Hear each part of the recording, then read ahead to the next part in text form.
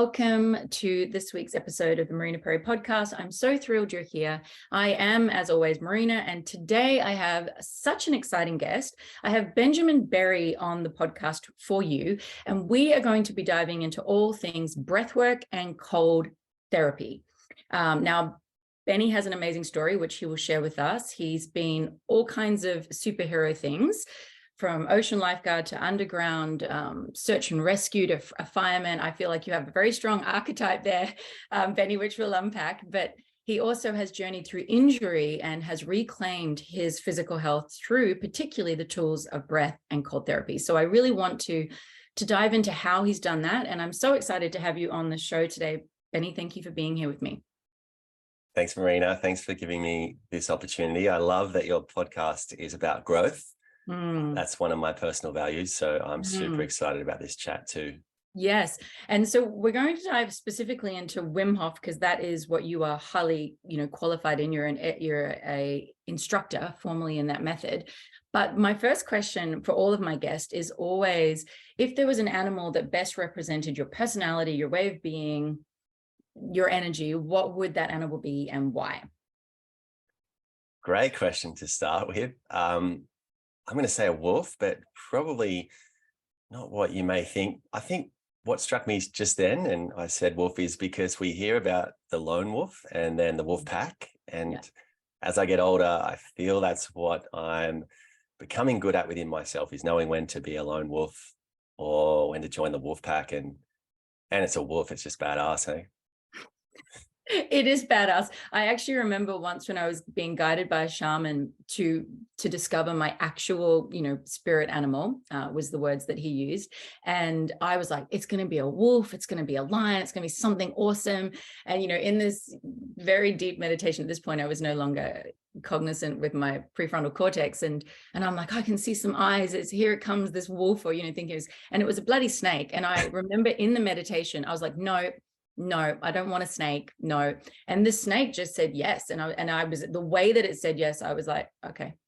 And so over the time, I've embraced the snake as actually my guide, which ended up being perfect. And I understand it now. But yes, wolves are amazing. And I love that you touched on lone wolf versus, what a true wolf leader is, like I suppose a guide and a container for an amazing tribe, which you are very good at, community. So I want to dive into that later too.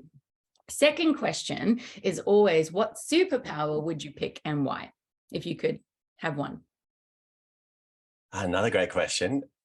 I sometimes talk with my mates just when we're being goofy and shooting the shit about shit superpowers. What shit superpower would you have? And one that seems to always come up is I'd love to high five everyone and make the perfect high five, and it makes like a big crack.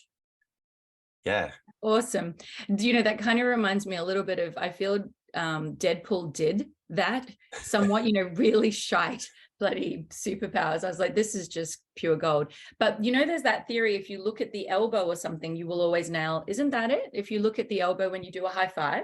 I've heard shoulder as well. Oh. A bit of boxing theology there. Oh, really? Well, I agree. There's deep satisfaction in a well-connected high five. So that would really add to the planet and the collective, I feel. So yes, I've never had that one as a superpower. So that's for innovation and kind of, out of the box. I like it. I like it, Benny. All right, let's dive into your story, because I'm very excited to hear how you came to be such an impactful thought leader in the space of breathwork and cold therapy. Why breathwork? Why cold therapy? How did you end up here? Huge question. I'll do my best to summarize that for you. I fell into it, basically. I came across the Wim Hof type breathwork and the cold exposure, about 7 years ago now. I'd always worked on my breath. I'd surfed at a young age. I'd free dived and spearfished. So working on my breath, increasing breath hold mainly. And then I'd heard about Wim Hof about a decade ago now. Didn't really think much of it. He's a pretty crazy dude. Ended up having a back injury, which I tried with all of my might to rehab myself. I rehabbed it twice from 2 separate injuries. The third time I just could not rehab it. And at the time I was a firefighter, and you definitely need your back for that job.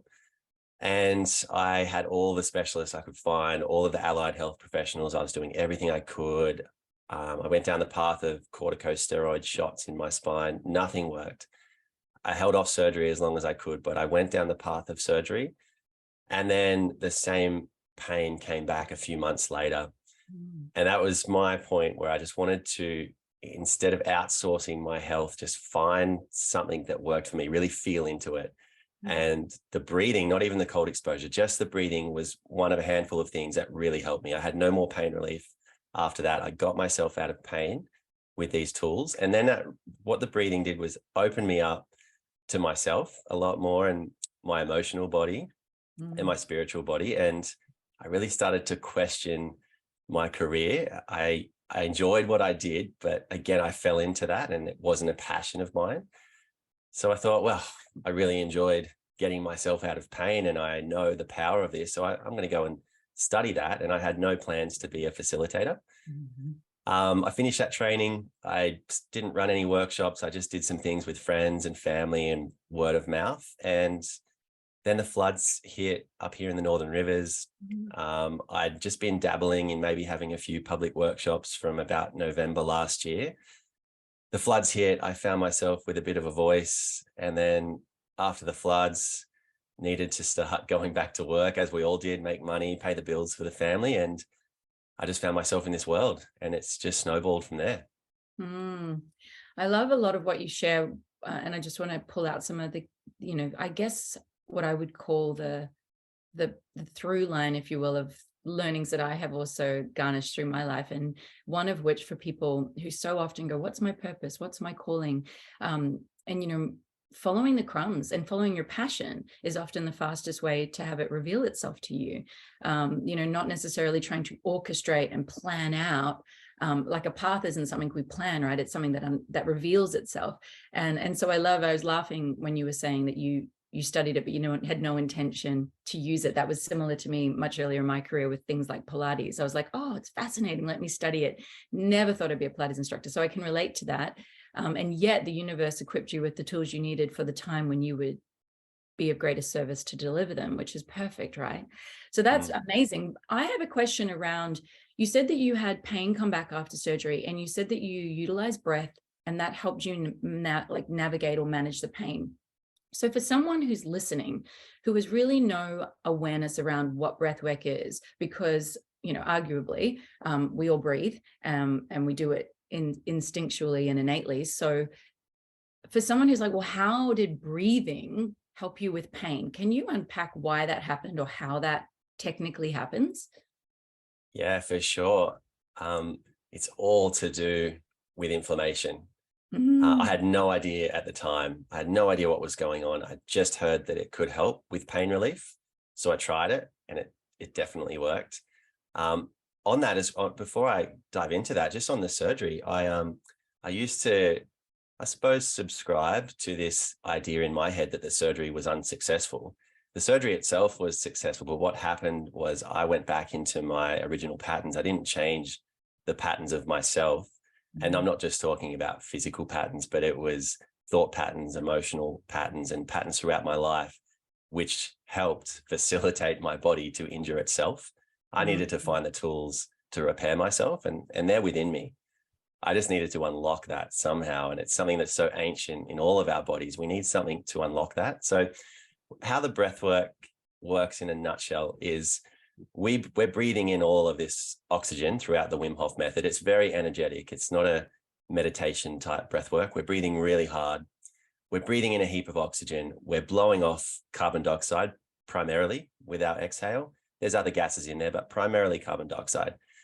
Those two things have a bit of a kickstart on the body. First of all, when we're blowing off that carbon dioxide, we're influencing our blood and our urinary system, mainly, two really critical systems in our body. We're influencing them to go into a deep rest and repair state. So we're turning them alkaline in about 2 minutes. We do that. But our breath work can last 10 to 20 minutes, or we can go a bit harder if you want it and get deeper into that state of alkalinity. Our body wants to repair when it's in that state. And we're charging up on oxygen. And oxygen is one of the catalysts for repair for anything in the body. And then the third part, which I usually speak about, the three most important things are those two. And when we do the breathing, we spike interleukin-10, which is our body's most potent anti-inflammatory. And we've just lost the ability to spike that in everyday life naturally these days. We've lost touch with that. It's a cytokine. It's a type of protein. We've lost touch with that. So that's why we have things in first aid to deal with inflammation of an injury, like RISA, rest ice compression. It used to be rest ice compression elevation.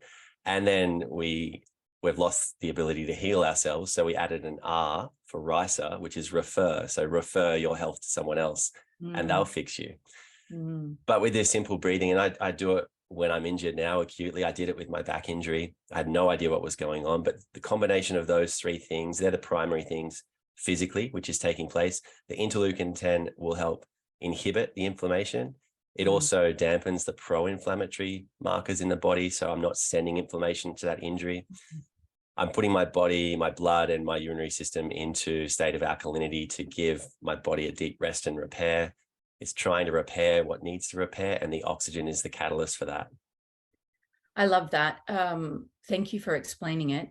And I feel that many people, well, if we look at the majority perhaps of the collective, are very unaware that our body is an ecosystem, right? And we forget that it's not the one thing, it's the overflow. And so the detoxification or the releasing is kind of the pathway often back to equanimity or harmony in the system.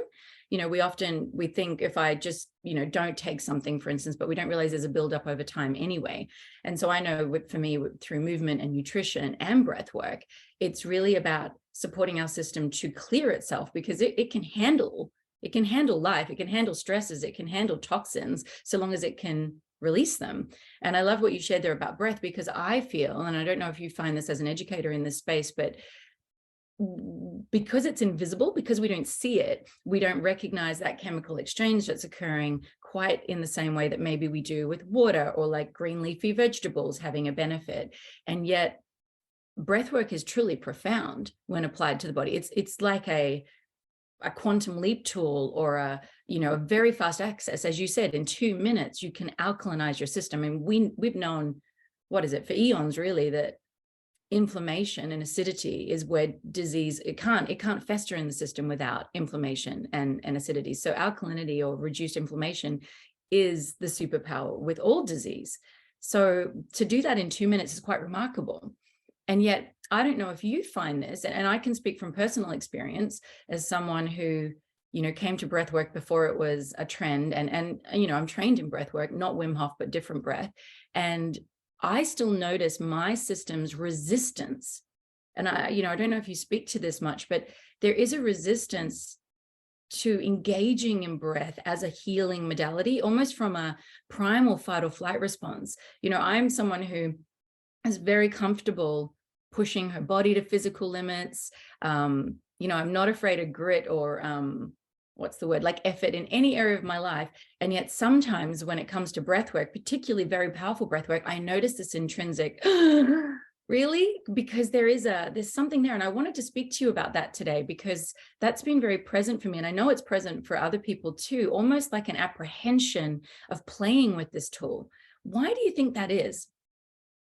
Well, I'd like to touch on there. I'm going to throw to a quote that a very good friend of mine who I've just stayed with in Sydney just threw out over dinner while we're down there. And he just said, matter of factly, most people are afraid of their own power. Which, it does, that hits, boom. Resonates in so many areas of life. So in short, our breath is one of the most powerful things we have as a human, not just to sustain life, but we can literally change our physiology, our mental state, our emotional state, even touch in the realms of our spiritual state, all through this thing that we don't think about all day. And you mentioned feeling quite a few times there. I had a little giggle inside, because I used to run my workshops. I'd ease into it, talk a little bit about what's going to happen, a little bit about the physiology so people are prepared, and then we go into it, and then we go into the science afterwards. And And then I realized, shit, it's just about feeling. Like a lot of these people are going to feel all this stuff that I'm telling them about. So these days I get there, make sure everyone's feeling comfortable and safe, and we just get into it. I tell them how to breathe and what they can expect to physically feel, so nothing catches them off guard. Yeah. And then their experience is their experience, and it's always so completely different for everyone. And then afterwards, sometimes we just get so caught up in conversation and going to deep places which people would never be comfortable to speak about in front of a group before that I find myself running out of time. I haven't even touched on the physiology and what's actually happened in their bodies, because they feel it, right? And that's what we've lost touch with. We've lost touch with the feeling of something. Our ancient cultures passed this down through ceremony and through teaching and dreamtime stories and things like that. And the younger generation just did it and felt it and then carry it with them. They don't need this instruction. We unfortunately do. But I'm slowly learning that we can change that as well. We can just do and feel, and we've got that knowledge and that wisdom. Yeah, I would agree though with, just having spoken to people about their experience with breath. I think covering what can happen in breath is important, because as in from, say, the perspective of, say, tetany and tightness and locking, because if you've never done powerful breath work like Wim Hof or any of the holotropic kind of breathing, it can be disarming. It can create panic in the system because the mind is trying to understand it. So in that perspective, I agree. They don't need to know why or how it's happening. I mean, science knows like me like it, but we don't need it. But I think we do need to know what could happen and know that it's normal, so that we can stay relaxed and surrender to the process. I recently had someone who, going into a process, got super anxious because she'd had a previous experience where it wasn't explained to her, and the same panic response kind of came up in preparation, which I thought was interesting. So I wanted to ask you, for people who maybe are really new to breath work, we are talking at the moment, when we talk about spiritual and really the opening and meeting your energetic body and even your spiritual body. There is breath that, box breath, for instance, and simple processes that can be used for meditation. But this work of Wim Hof is different. Can you, in your, wisdom, explain how and why it's different, and whether you think people should start with one or the other or not? Or can they just dive straight in? Yeah, another great question. There is an infinite amount of different types of breath work. Some are branded, some are not branded, some are just known colloquially. There's all different types. I would put them in two simple categories to start with: a meditative breath work or an energetic breath work. And they're both for different reasons. And within that, there's different modules or types of breathing to get different benefits out of it. So you mentioned box breathing there. Very simple way of breathing. Again, it's not a trademark thing that anyone's teaching. You can pluck it off YouTube and multiple websites. And it's a great way just to center the mind and slow the heart rate down, slow the breath rate down, come back into your center a bit. Relieve anxiety. Mental health is a great thing for a meditative breath work such as that. It can help you get to sleep. Those more softening of the body. Yeah. Then we move into the energetic side. And again, there's so many different teachers out there. Wim Hof himself, he's a Dutch man. He's a crazy man. It's probably one of the most well-known around the world. Maybe not Australia, because we're so far behind the rest of the world in this, but it's catching up. But he's probably the most well-known because he does crazy things. He's broken all these world records. He's on TV. He's just well-known. But there's different pockets teaching similar things. And again, Wim hasn't discovered anything. It's breath work and cold exposure. It has been around before humans walked the earth. So all he's done is bring it to the forefront for the Western world. Again, the Eastern world, the ancient cultures, they don't need this instruction. So Wim's kind of the link there. And the difference between that, the meditative style to this energetic style, again, you're going to have physical changes throughout the body. So with that meditative style, we're mainly working inwards. With the brain activity, with the heart rate, slowing all of that down, the neurosystem. With the energetic, you're going to feel this in every inch of your body. It's going to affect you physically first. You're going to have things like maybe tetany come up. It might start with pins and needles. Your body temperature might change. You'll definitely get a head spin at the start, breathing so hard, especially if it's your first time. And the way I explain it is with the Wim Hof method, we go in rounds. The first 3 rounds, we're nourishing our physical body. And like myself with my back injury, if I'm doing it to target something physical, that's all I need, 3 rounds. And I've nourished my physical body with what I need. But we can go deeper with energetic breathworks. The Soma method, holotropic breathing, all of these things come into this. We breathe for a different purpose if we go deeper. And so once we move past those 3 rounds with the Wim Hof method, we're moving from the physical body into the mental, emotional, and spiritual planes, and possibly reaching something far deeper than what we can get with a meditative experience. But the cool thing I like about particularly the Wim Hof method is we finish those 5 or 6 or 8 rounds and you can't help but have a deep meditative experience. I have a lot of meditators, a couple of meditation teachers that practice with me regularly who are just blown away at really how easy you can get to that deep meditation through work. Yeah, I asked the question because my introduction, my personal journey with breathwork was a deep dive straight into, what you called energetic breathwork, or I guess the way I learned it was like an up regulation versus a down regulation breathwork, because it's all nervous system. And I remember finding it very challenging the first time I did it. It was I think it was an Mandala was the technical term of the particular process that we were doing. But the second time I did it, I was like, oh, I don't want to do this again, but, kind of like, fuck it. I'll just full surrender to it. And I tell you, I don't think I've had a greater, and I've been maybe one other deeply spiritual experience. I had a full awakening of an energetic body. I left my body. It was like a Kundalini awakening. It was all kinds of things stacked on. I didn't even it took me years to actually recognize what had occurred in that process. And I recognize not everyone has that, but I just speak into that for anyone listening to let you know that as someone who studied an excessive amount of modalities on this planet from amazing leaders, breathwork has perhaps been the most powerful for me personally as a spiritual support. And you already have it in you, as you say. It's not, you don't have to journey with a plant. You don't have to, go. It is work when you said, through work, but it's a different kind of work. And I wonder sometimes when you say, if you go through energetic breath work, multiple rounds, how and why even the most active overthinker, which was really me, I was so in my head, which has been my journey into my heart, into my body.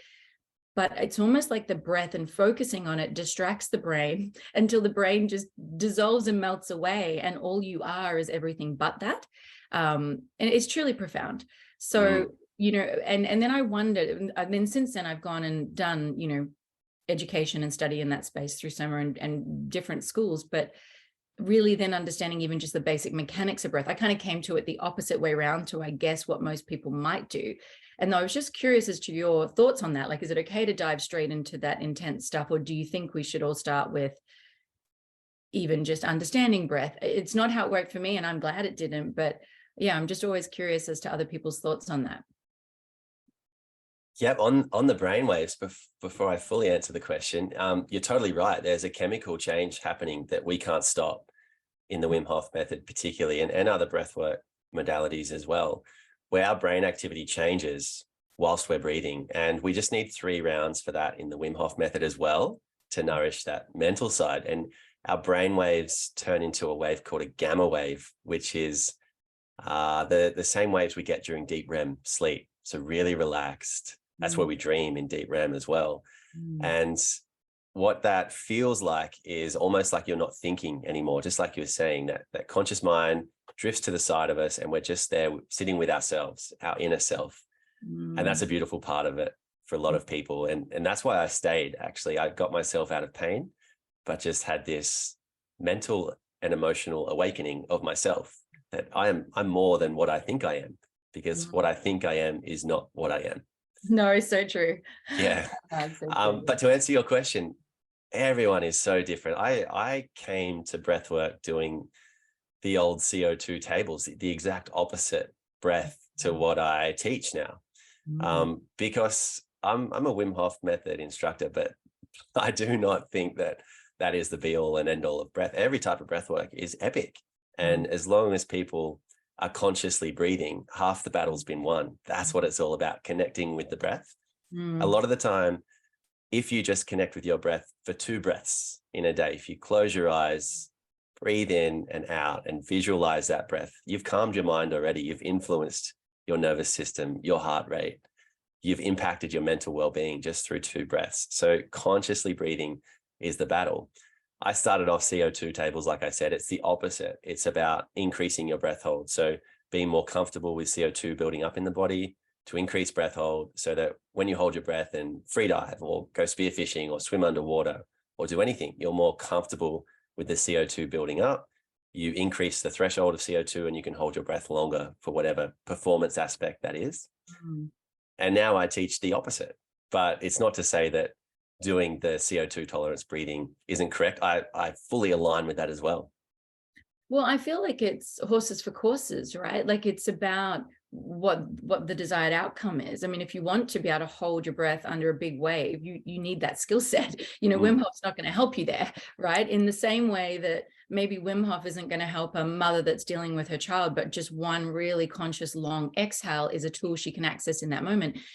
I'm a big believer in it's all welcome. It's all going to serve us if applied with the right intent. I have a question for you though. I found it really fascinating as I dove into breath and explored, I guess, the different measures or the different, like you just spoke about. So I have a huge, what's the word? I think it's the ratio of capacity, like to inhale, exhale. I think that's just from years and years of physical training and conditioning. And yet when it comes to the holds, to measure before you get the breath hunger, that I want it. I am so terrible at that. There's like some kind of, I don't even know what it is. It's a primal resistance to holding my breath. And I know with surfing, my partner's a big wave surfer. And he used to spearfish too, and his breath holds are phenomenal. But for me, just holding my breath, it's a real stress. It's like my whole system goes into panic. That's an area I still need to expand upon. But I think it's fascinating if people, when they really dive into breathwork, to even learn that how we breathe, the anatomy of breath. So many of us are high breathing and shifting it lower changes things. And then working on your capacity or working on your breath holds, it really is a tool that so many of us are just, it's sitting right there. Like, even on this podcast, if you're listening to it, you've breathed unconsciously. And yet it's kind of like in plain sight, this access to such a deep connection with self, such a deep, powerful resource, even from a performance perspective. And I'm curious with breath holds, because I find it fascinating. I looked up the other day, the longest breath hold.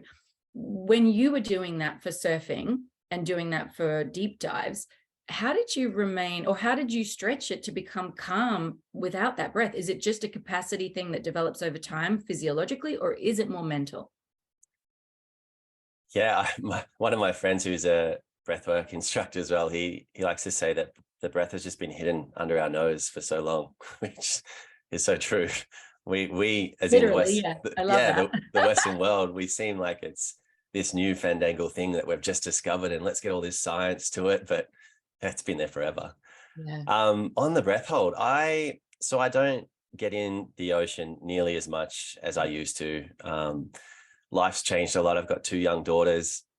I'm more on top of the ocean now. We've got a boat that we go out in as a family, or if I'm lucky enough to get out by myself, I'm usually fishing in that by myself.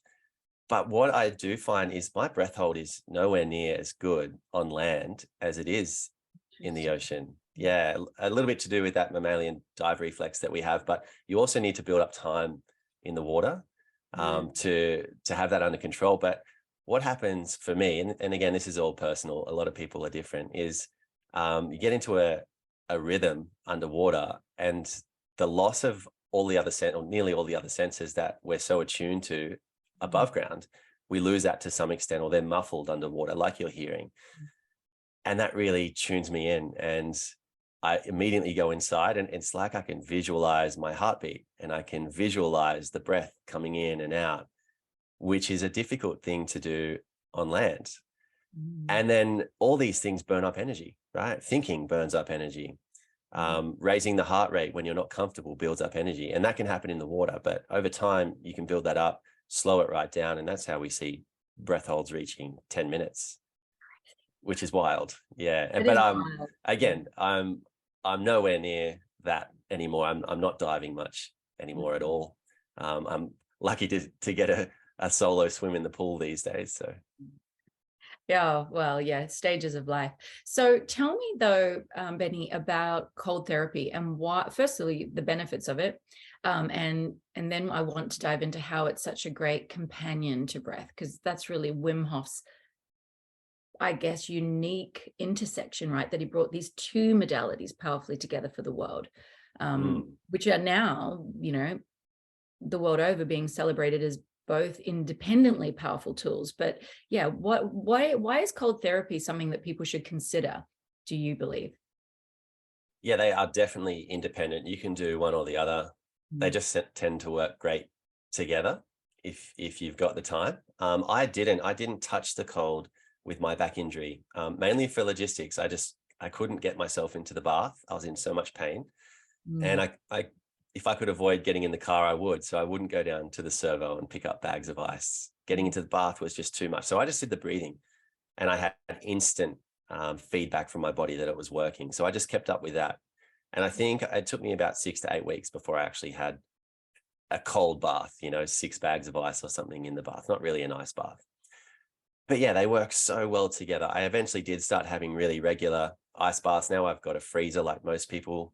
For a DIY job at home, it's the easiest way. Just so we're clear, Betty, that might be your world. Most people don't have a freezer for cold baths, okay? You're living in a bubble. But yes, I do know the people that you speak of. I understand that it's the thing, but yes. Yeah, it's not as morbid as it sounds getting yourself into a freezer at home, but it's the easiest way. Yeah, and but why should people do it? Like, truly, I mean, yeah. What's the why put ourselves through that discomfort?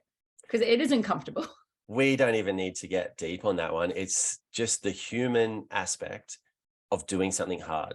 Yeah. So I just like to do something hard every day.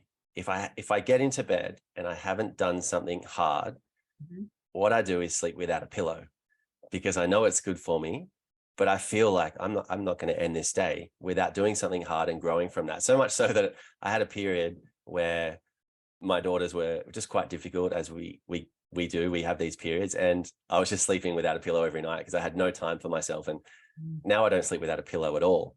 So now I've got to come up with something else. When I get to the end of the day, if I haven't done something hard, I need another little tool in there. But you do something hard, you've grown that day and you've moved through. That's my question. I just want to interject on that. Yep. I mean, if someone listening, they'd be like, why do I want to do something hard? Potentially, they'd be like, why would I put myself through suffering? Why, in your opinion, is doing something hard something that you should do every day? I mean, you kind of touched on it just then, but someone who's listening, why? So anything that's hard for me in life, I've got an aspect of fear to it. And I'd say a lot of people do. We start with nervousness, we move into fear, but as soon as we do that, we go into stress. There's a different hormonal pattern in there. And I mentioned at the start, one of my personal values is growth. Stress is where growth happens. We have all these negative connotations on stress in everyday life. They mean a whole lot of different things. But for me, the way I connect with stress is that's where I grow as a person. So a good way to explain this is you don't need an intention for an ice bath. You can just go in the ice, see what comes, work through it, and come out. But when I do have an intention, I'll walk down to my shed. It's about 20 meters away from my house, and I'll be full of fear going down there. And I'll think about that intention. I'll have it front of mind. I'll get in the ice and I will move through things with that intention. And that will be the hardest ice bath I've done for weeks or months. But I might keep that intention with me for a week or a month or whatever I'm working up to until I know I'm ready to face or make that decision or step into that fear, because the ice baths become easy and I've got clarity through that. And I've moved through that hard work, and whatever it is I'm stepping into, I then go do it and I feel fully in my power. Yes, I mean, I agree with you. I'm all about growth. However, I think too, for someone listening, if they don't associate fear with it, it could simply be, would you agree we could just substitute the word feel with resistance, like a not wanting to do it? Like if it's something potentially not physical, but work related, but it would stretch them, because in that resistance, that grit, that friction is where we meet ourselves, and we really get a choice point, right? To push forward into a new expanded capacity, or to stay in the comfort zone. And so I get the reasoning, but I just wanted, for someone who's listening, is like, this guy's just crazy. Why does he want to make life hard? Life's hard enough, but there is good reason, because if we play with in and out of stress, we are over time expanding our capacity, which is the definition of growth. Right? It's not change. It's the ability to hold ourselves through more. So I understand it, but I just wanted to hear you say it, because I love that. And I also love that when you shared that you can still go, as a practitioner and a trainer in this, you still have resistance and fear to the bloody cold bath, because I think it helps for people to hear that it doesn't, it gets easier, but there are going to be times where you don't feel like it, but I guess the work is showing up in those times. Would you agree? I don't feel like it ever. Even that makes me feel so relieved, because I struggle with cold, but I do it. I do it. Yeah.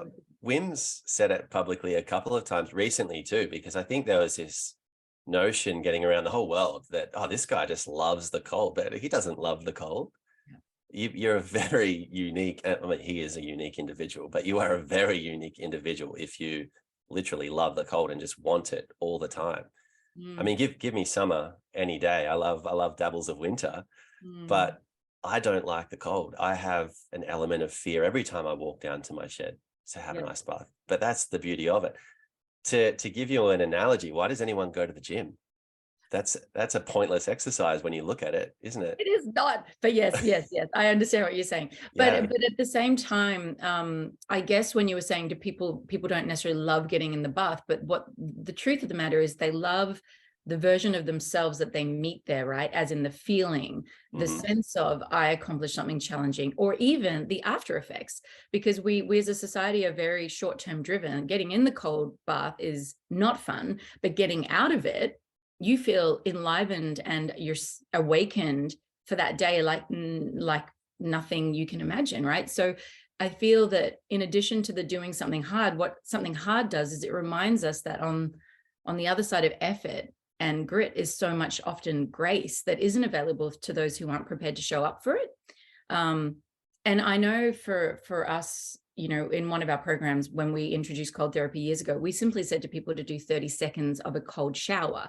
And even that was met with so much resistance.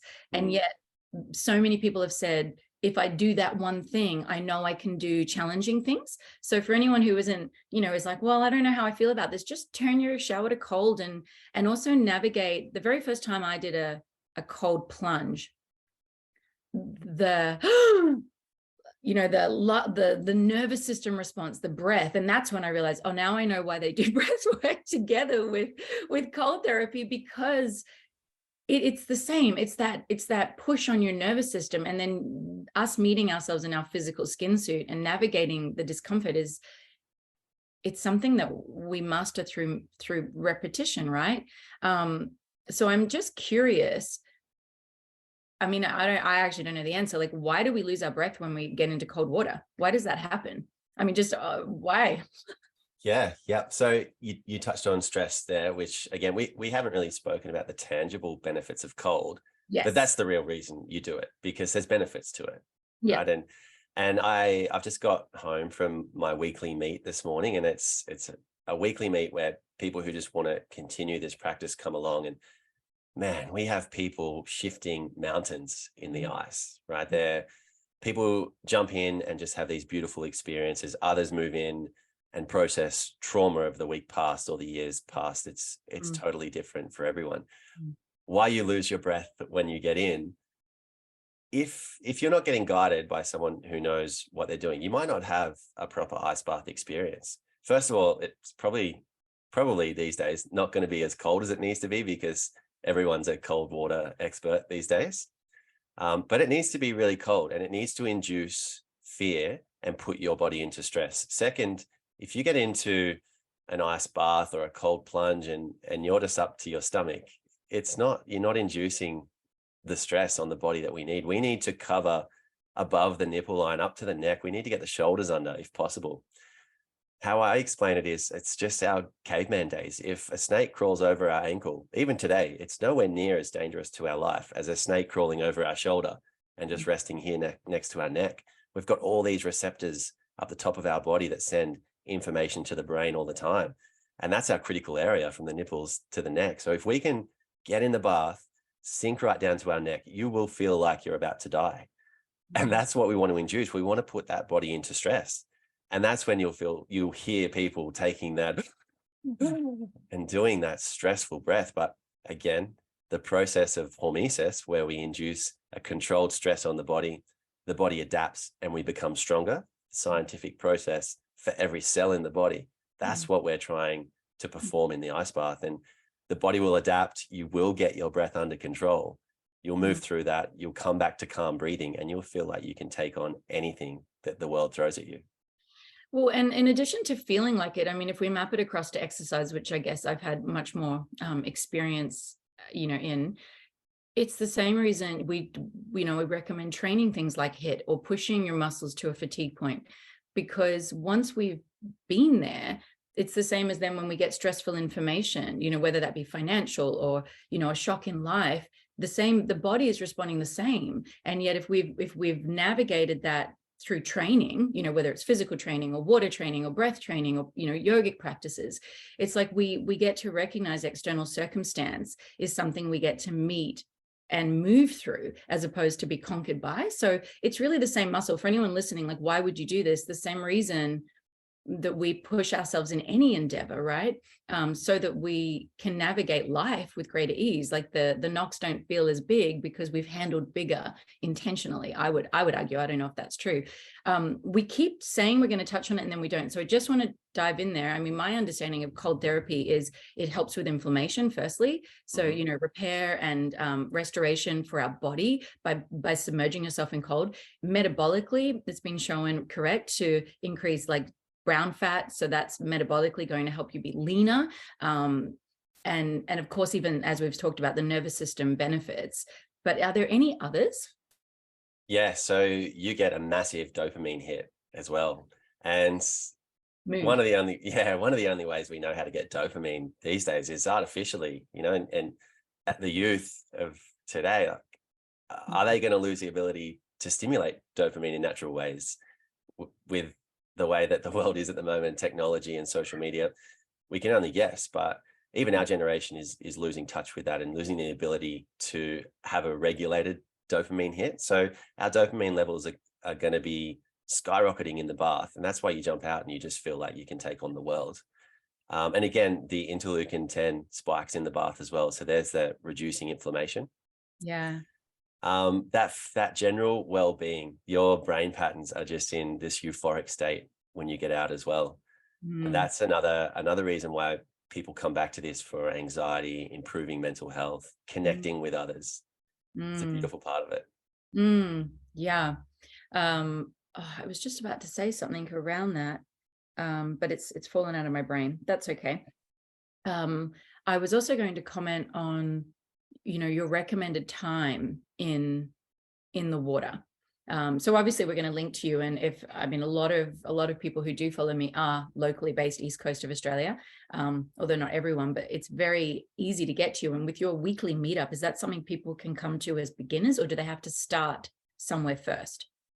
No, I recommend doing a workshop with me. Or you have them, so we can link to them. They can get to them. It might take an hour to drive to, but it's totally accessible for so many of the listeners. So that's awesome. Do it.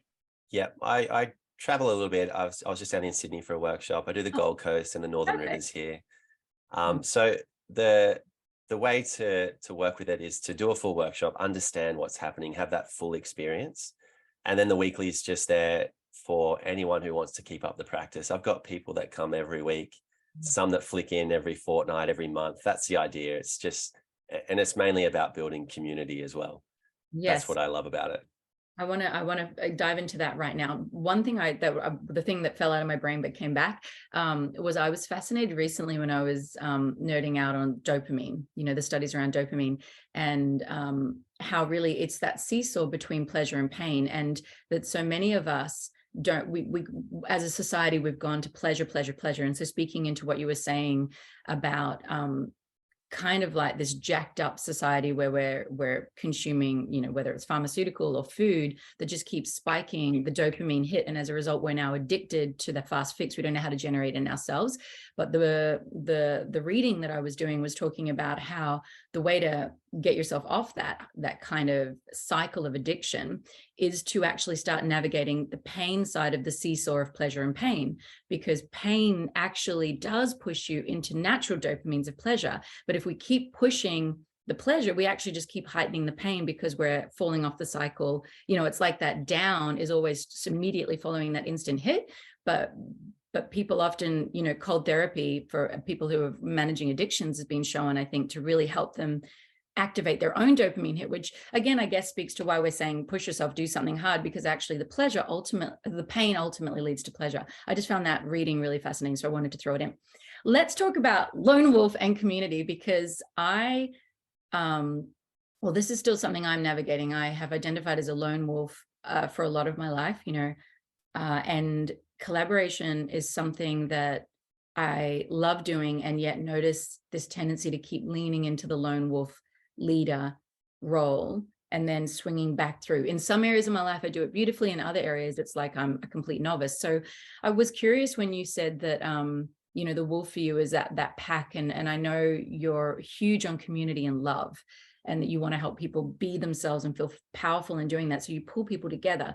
I guess my first question is, in your opinion, is there benefit, or why is there benefit to coming together as a group to do this work over, say, potentially doing it solo with you? Because I imagine people can do one-on-ones with you. Yeah. So I do a lot of one-on-ones for the people that aren't comfortable in the group setting. It's a constant learning for me. So why do I think it's important to be in a group?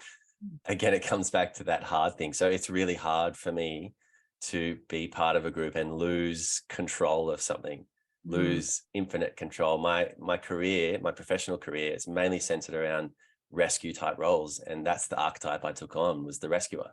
And I could never be the victim, and I could never be assisted by anyone else. I had to be the rescuer in every part of my life. And I'm knowing now in my later years recently that's not a way to live. And I suppose the breathing really helped me understand that and explore that area. Again, why I kind of moved my career path, because it wasn't serving me, that career path. I couldn't remove myself from that job when I came home. That's how I was in my relationships outside of work. So it's hard for me to become part of a group, but I'm learning the beautiful aspects of that. You can rely on people, and that's okay. You can ask for help. You can cry to people. You can help other people within that group and still be part of the group setting. It challenges me in a lot of ways, but that's the way we're meant to live. We're meant to be part of community.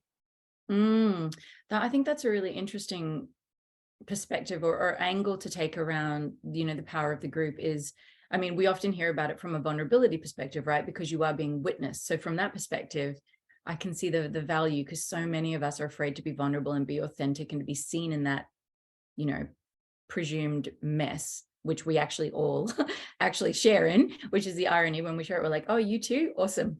And yet what I loved about what you said is there is an element there of resistance, perhaps just based around control. If you're rescuing, it's a power thing, right? You're in control, and yet to be, even not necessarily moving all the way to victim, but just to be one of the wave or the flow of a thing that you're not necessarily driving, is a surrendering of control, which, for many of us, I know many people listening, that's the Achilles heel right there. That's the thing we don't want to go near. And so, yeah, that's fascinating. And yet, as you point out, when we can learn to be both powerful and then surrender into being supported, well, then we actually are truly strong, right? Because we have access to the spectrum, so to speak. And so for you, community in the, I imagine the floods would have been so critical. How do you feel that, and for anyone listening, we had some major floods in the northern rivers. If you're not from Australia, significant. I think the worst we've had in, correct me if I'm wrong, it may be ever. Is that right, Benny? In that region, or at least in 100 years or something crazy? Yeah, the worst in European settlement. Yeah, right. It's significant. We're talking massive devastation of communities. And yet I have heard many people speak about the beauty of that time being the connection of community. So, why do you think it sometimes takes a natural disaster for that to happen? Or, if that doesn't feel like a relevant angle, how did community heal, that devastation? A lot of learning along the way for me. That was, I just got thrown in the fire there to test myself and my ability to surrender to the power of community as well. A good test for that for me was I just got on social media 28 days before the flood hit. And that's what I used to spread my message.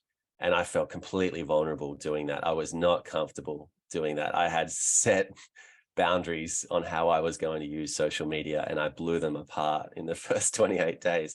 But it was all in the plan, right? The plan that was written out for me. I just had to surrender to that. It all worked out incredibly. I felt that we as a community supported each other, whether or not, talking about external help from government agencies, that's a whole nother conversation. But we effectively didn't need that to the extent that the government probably thought that we needed it. So from that aspect, it was incredibly powerful. And I found myself relying on people who I had never met.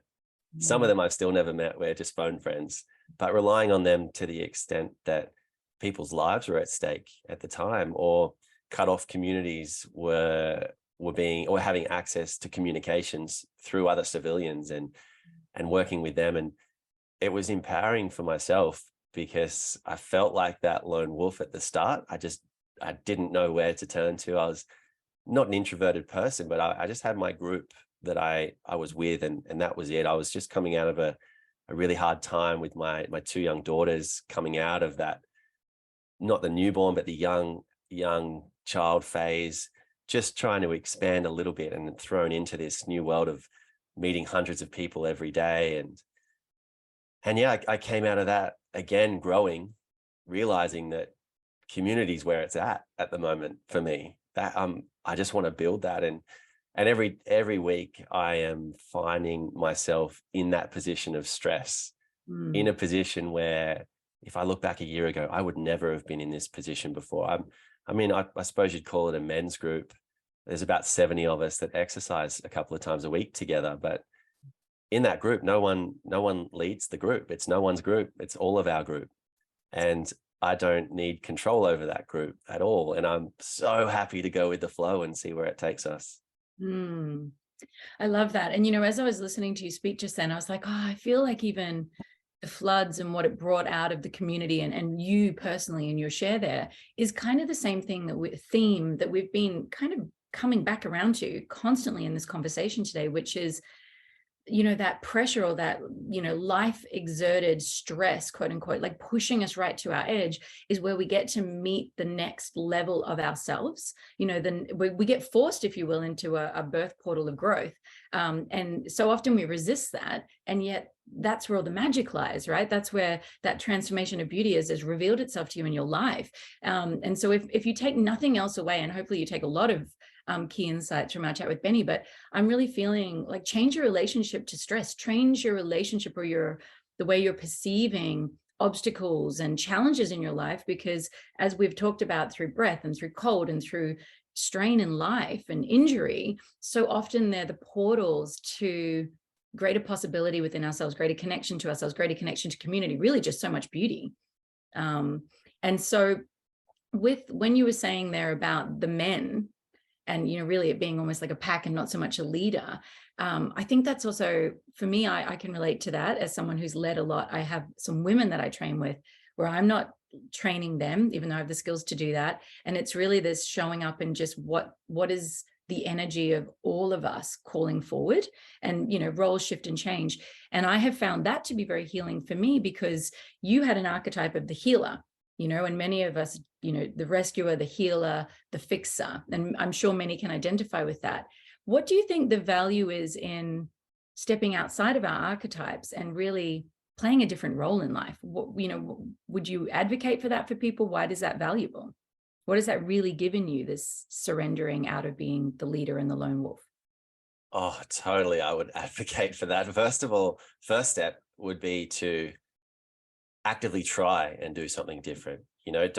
Don't feel what it is inside that you should do, because you're obviously not there yet if you're caught in one archetype that you are continually playing out, like I was with the rescuer. You're not going to have a chance of knowing deeply inside what feels right for you. So just try and make different decisions and see things from different angles. And then you will start to pick up on your patterns. Mm-hmm. Again, this is if no one's helping you. I highly recommend working with someone who can guide you through this. Mm. That's what I did. But from there, that will then start the inner questions within you, and you will start to feel into your intuition, because again, you're not going to have that straight away if you've thought yourself into this pattern. I think I mentioned at the start, I was breathing because I was thinking about who I was, and I'd led myself into this path of the emergency services and rescue type roles, but I didn't love it. I didn't have a passion for it. So I was able to find that passion. If you're in that fire, you're not going to be able to sit there and just go, all right, I've got to find my passion. I'm going to find it today. It's not going to happen. So play around with that.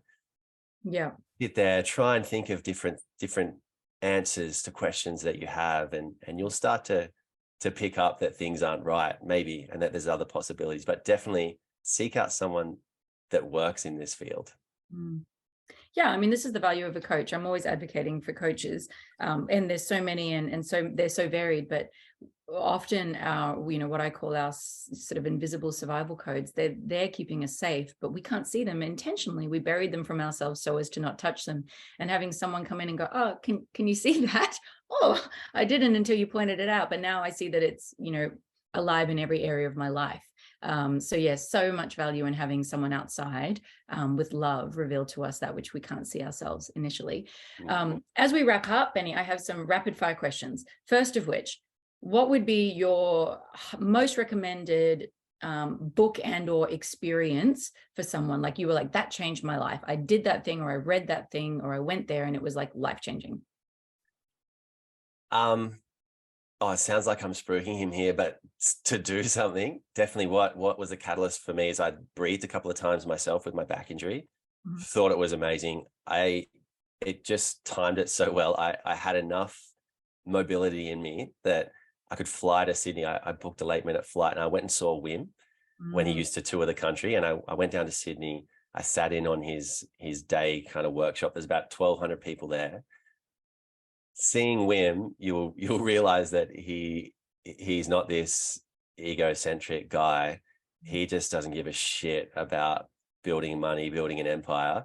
And you'll be surrounded in a room with people who are there just to be good humans. Yeah. I always turned off to things like that in my life. I was very skeptic. I was risk adverse, and I analyzed risk to the nth degree.